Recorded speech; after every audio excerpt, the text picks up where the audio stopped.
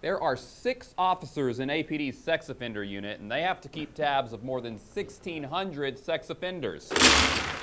Buried in that type of workload, we found some offenders are going untracked. It's their responsibility to stay in compliance. When one of those offenders is out of compliance, there's the potential it could end badly, like the case of Morris Williams, who went to prison for exposing himself to a 14-year-old girl.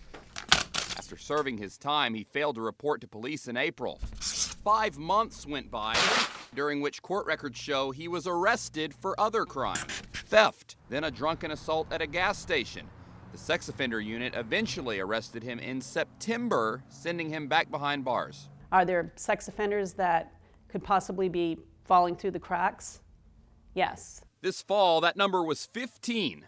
15 open investigations into sex offenders gone off the grid, one for nearly 2 years. These offenders come in and out of the system. They're transitory, and we're doing the best that we can at this point.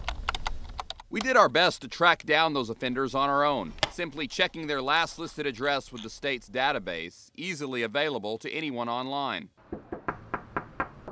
We went door to door. He was listed here at apartment 101. Does that face look familiar? And even found a few. I procrastinate too much. Like Harold Croft, who molested a 10-year-old girl in the 80s. Yeah, I've been in and out of the hospital.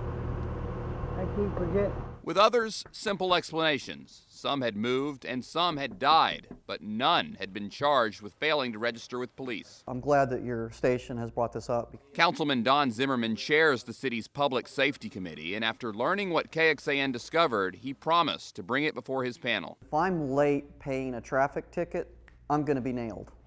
So it's kind of astonishing to realize we could have these kind of problems. And Is that acceptable? that's not acceptable, and I think APD also would find that unacceptable. The leader of the APD sex offender unit says that each out-of-compliance offender has to be investigated and their case considered separately.